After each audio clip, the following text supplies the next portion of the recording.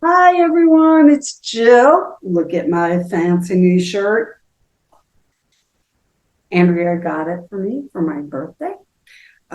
She's been sending me packages as I approach 60. Father's Day is Sunday, and was reminiscing about some of the things my dad taught me about business and people, and they've all turned out to be true. And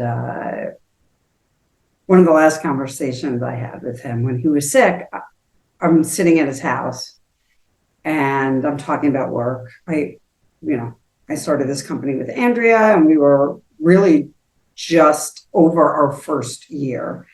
And he told me that if people knew the incredible odds I was facing in my life, where I am now an owner of a company and recognized in my field, people would be shocked.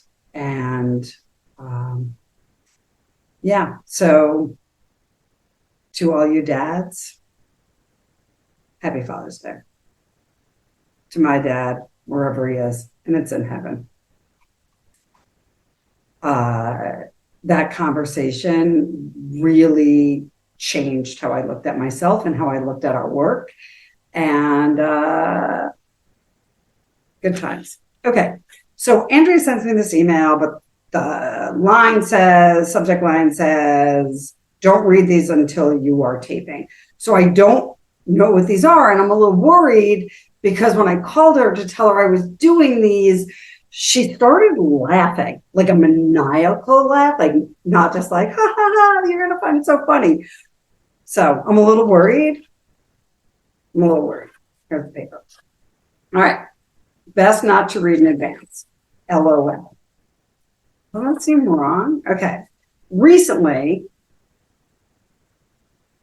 that can't be true. Recently, two cities in Nevada were granted the authority to authorize charters. Way back when, many in the charter space had ongoing conversations about municipalities as authorizers and about having more authorizers generally.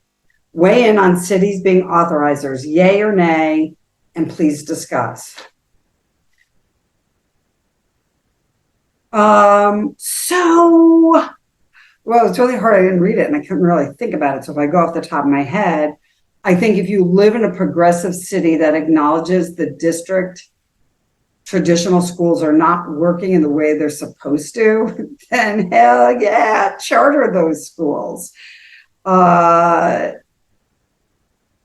But also it could be a problem because if it is a very political city and teachers unions, not anti-teacher union, if teachers unions are weighing in, it can make it very, very difficult. But hey, if a city wants to be an authorizer and part of that guarantee is you have to find this school a facility, you have to have the per pupil follow them, then yes. It would be super bad if cities were authorizers, and when politics change, so can the authorizing environment. What two cities in Nevada were granted the authority to authorize? Oh, Las Vegas, right? Was authorized. I mean, listen, part of the city's doing it as well as what are the national resources available to groups who are authorizers? We already saw what NACSA did. Take a look at SUNY that they put as a high bar. Like the more bureaucratic, the better. So unless somebody is actually saying to them, this is what autonomy and innovation look like while still holding an accountability standard, then yeah, I'm all for it. But they have to do it with companies other than NACSA and other people who are bureaucratic nightmares. Okay. I don't know if that answered it, Andrea, but I'm totally thrown off. But now I got to find that other city in Nevada. Do you find it odd? This is question number 2. Do you find it odd that the New York Board of Regents wants to rid high school students of the need to pass tests to graduate? I'm very sorry.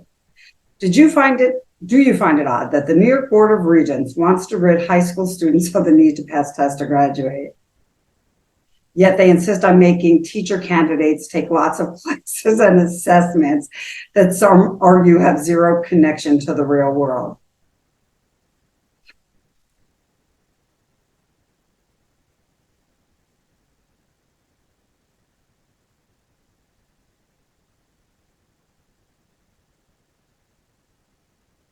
Okay. So why wouldn't we want to see if our kids understood content? I'm not saying schools do everything. I just had this conversation with my son, Joseph, earlier today about our students actually prepared to go into the real world, right? Like we don't do civics anymore. And do we even give classes anymore on understanding a lease agreement or car insurance or how to balance a checkbook? I don't know what actually takes place in most high schools anymore. Uh, we're getting rid of the Regents test, clearly. Now we want to have students do portfolios, and nothing good is going to come from this. We need to ensure students who want to go to college can go to college. We want to ensure that students who want to go into career should go into career, but our CTE programs are not particularly strong. What are the Regents doing? What are, I'm still stuck on that day that I was watching Board of Regents and like somebody was on their computer and their wife walked by them in their pajamas. I'm like, blur your background, people. Yeah, why would we not see what our children's abilities are and help lead them in the right direction? Why not talk about elections and politics and what your civic responsibilities are as a human being? Just what are your rights? Our kids are not prepared. Have you ever spoken, just had a real conversation, maybe at your grocery store with a child who's graduating from high school? We just had this happen at a local grocery store. And the girl said she was graduating, and we're like, oh, what are you going to do? And she's like, I'm going to work here. And I said, oh, that's good because sometimes you can get into a company and it's your life career. And she said, but I don't care what they say. I'm not working any more hours than I need to. It's like, all right. So she doesn't want a career because I think we all know we have to kill ourselves to get one of those. And I had an entire moment of, how many more kids are leaving high school and just don't know where their place is in the world? And shouldn't high schools really be preparing you and helping you form your future in some way? I'm not saying push you towards college or push you towards the military or push you towards career, but understand a student's ability and work with them. And how do you understand a student's ability if you're not testing them? There was a school I worked with in New Jersey, and they gave kind of this life test. And right now, I just can't remember the name of the test. And so I decided to take it. And there's all these questions about what do you like to do? And at the end, what it did was tell you what careers you could go into. And I thought it was so great because if you give a student that test in 8th grade before they get into 9th, wouldn't we be able to prepare that student for what classes they should take, what they need to know? You need to have tests. You need to have some level of accountability. But we're already pushing kids out with tests. What's going to happen when we don't have them anymore? Okay. We know your thoughts on flavored coffee.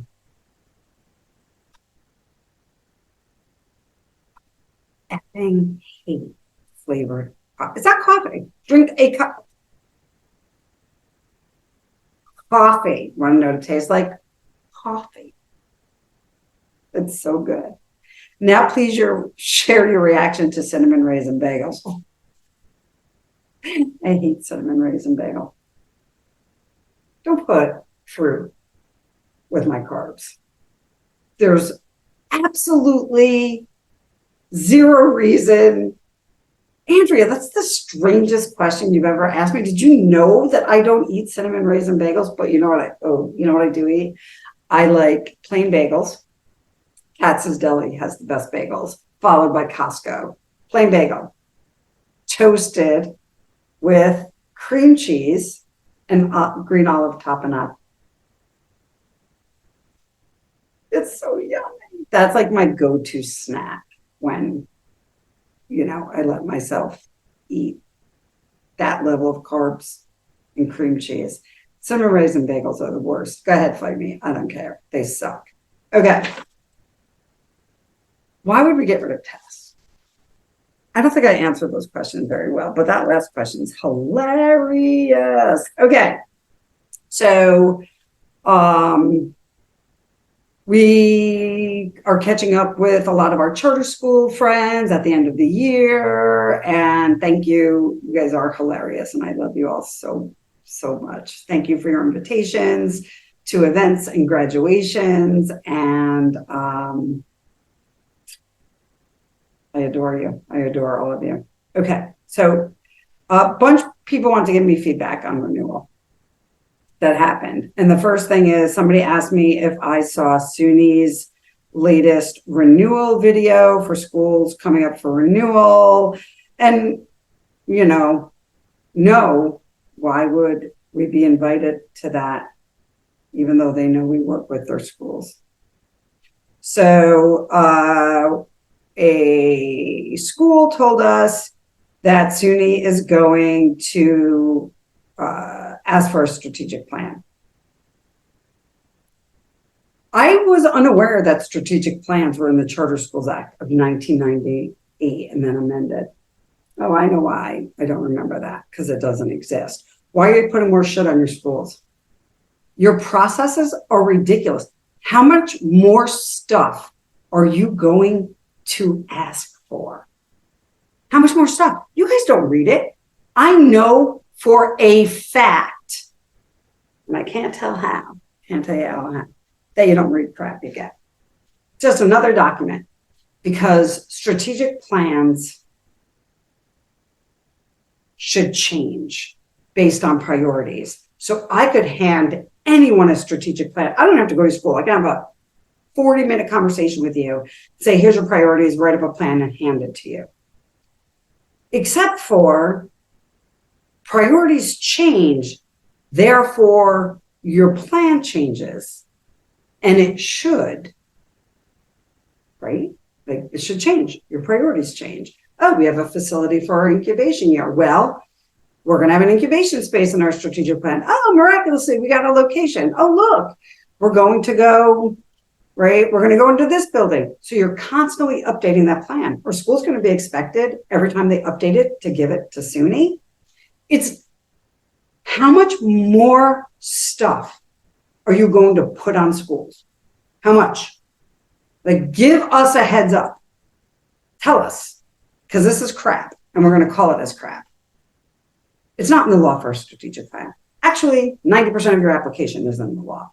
But stop asking for stuff, one, that you're not going to read, that you're not going to follow up on. It's not part of their accountability plan. You can't make it measurable. Oh, you know what though? You probably will. Well, in your strategic plan, you said this. It's a fluid document. This document means nothing. Stop, SUNY. Stop. Oh my God. All right. So someone else said, when SUNY was coming to visit, they asked for 2 rooms.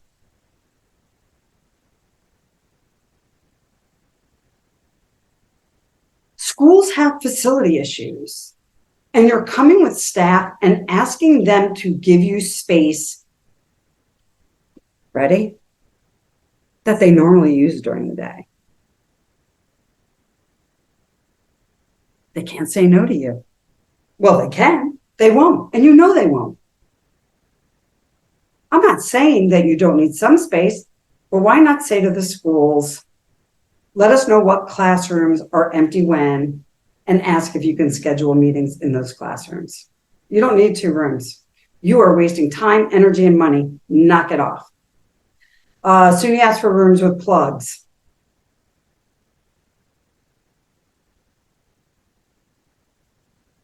Of course you need plugs. No one's saying that. My guess is multiple plugs is what you were looking for.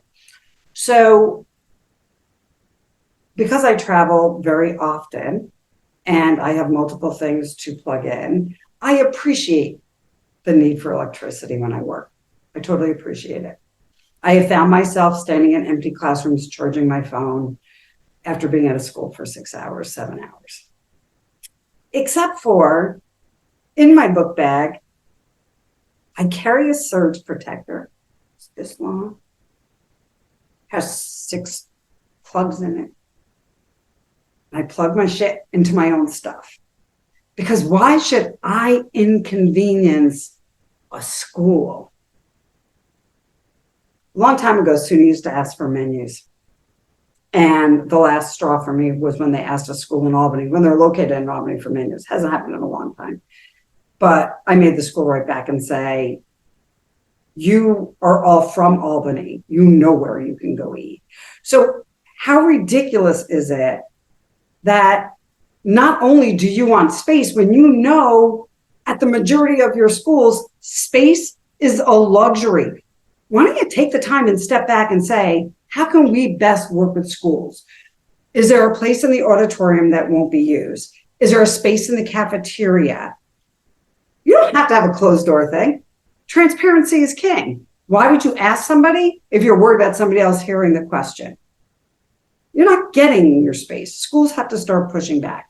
And then the last thing was somebody asked me why SUNY insists on parent interviews. And it's like, why don't you go back and read reports for everyone? They don't have parent interviews with everyone.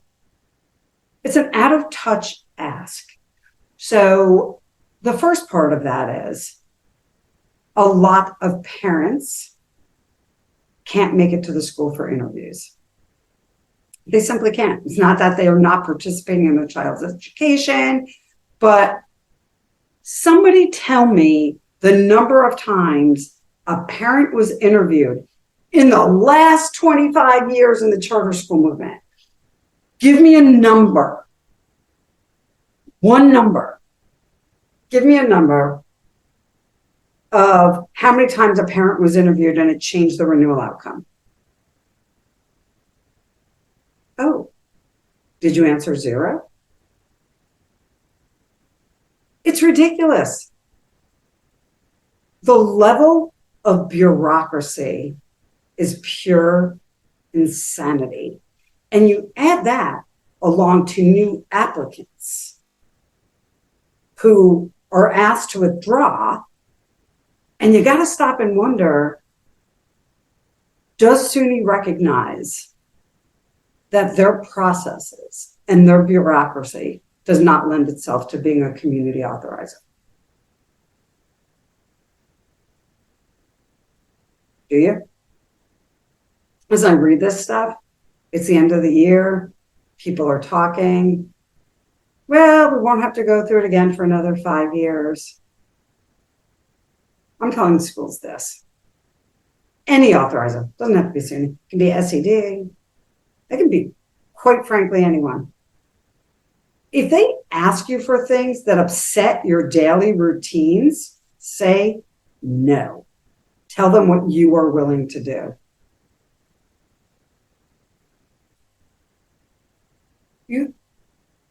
We usually do pull out in that classroom, but hey, SUNY or SED has to sit in that class, so we're going to have to find somewhere else to do it. Think about the clients. The clients aren't even the school. The clients are the children. I bet you forgot that. Guess who didn't? Us. So am I smug and bitchy at this point? How much more crap do we have to hear before SUNY sits down as an entity and say to themselves, how can we serve our clients better? Does that seem that difficult to anyone? Anyone at all? You should feel some kind of shame at the level of bureaucracy. You should feel some type of shame. So I hope you are well. If you have stuff you want to share and have me vent, I would love to talk to you. Some of you have shared some other stuff with me, and though I love you and believe you, I want you to know I am following up. And maybe at the next video, I will hash it out publicly. I hope you're well. Be safe and have a great weekend.